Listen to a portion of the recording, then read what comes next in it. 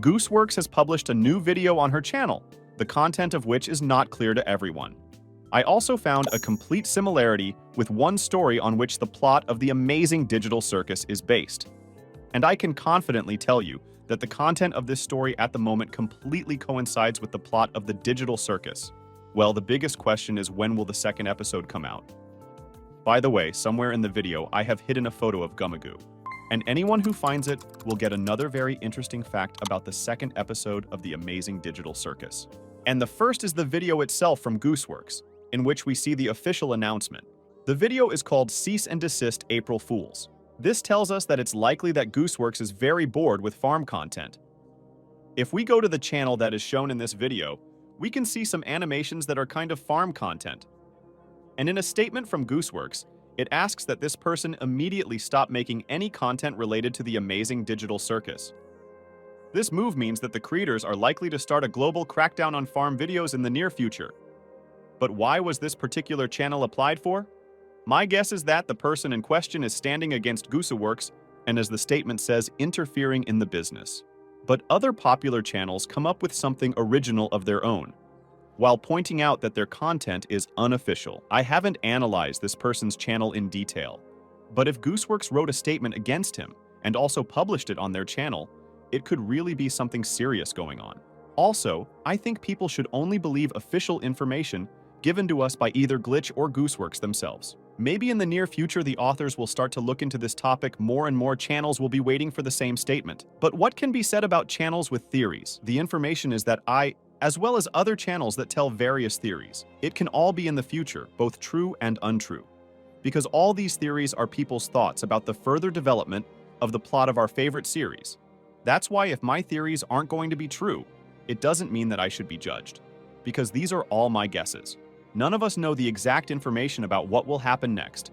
But with the information that the authors give us, I can draw some conclusions and come up with theories that are more likely to fit any given situation.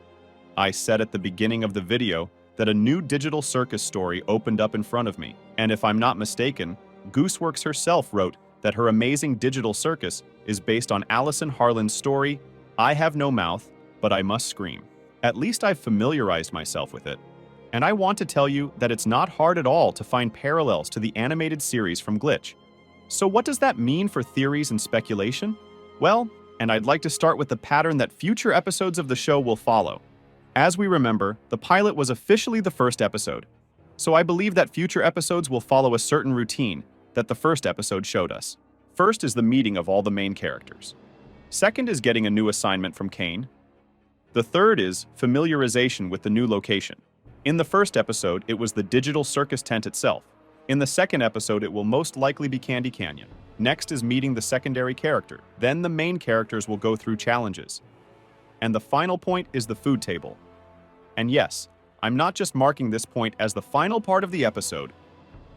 It's unlikely that Glitch will stretch one location and secondary characters further than one episode. Based on this, I have a theory.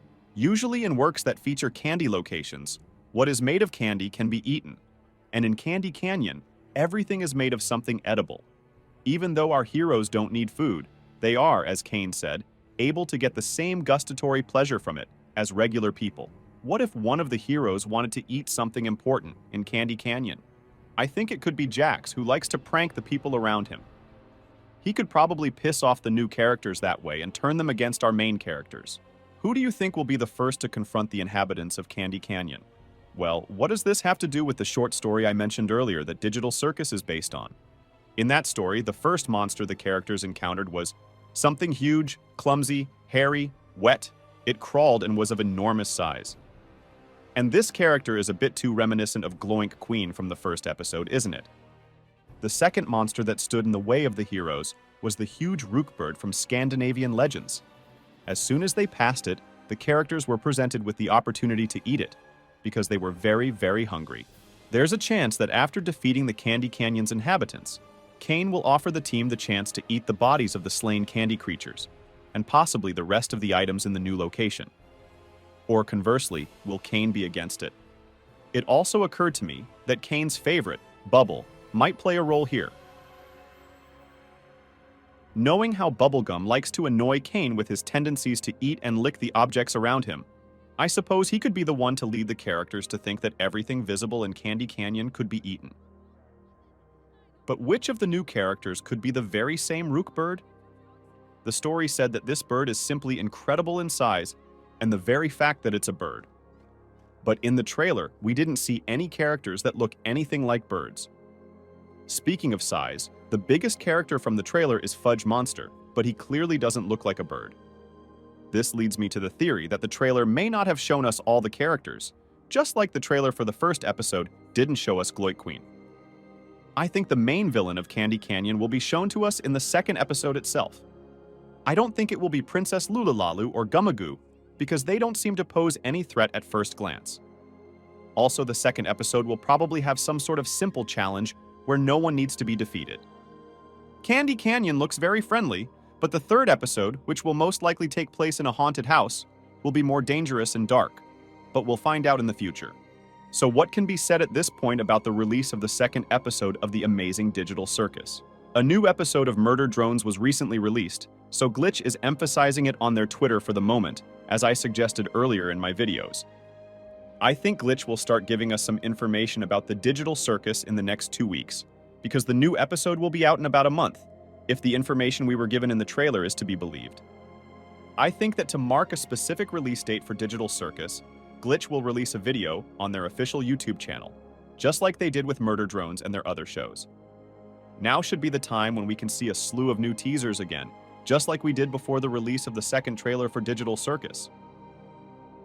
The last teaser that was related to Digital Circus was released on May 20th, which means that the writers haven't given us any new information for 2 weeks now. Also near the end of April, I think the Wacky Watch website will be updated. And at the moment, there is still a video of Pomni who woke up there. By the way, thank you for your theories in the comments. Because thanks to you, I have new ideas for videos. I'll probably make a video soon with just the theories from the comments, so if you have any interesting facts or your guesses, be sure to post them. What do you think about the video that Gooseworx posted on her channel?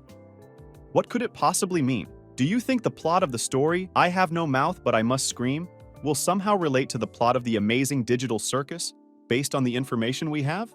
Write your guesses in the comments, and I'll be sure to read them. Also, don't forget to give this video a like and subscribe to my channel. Best of luck to everyone, and bye-bye.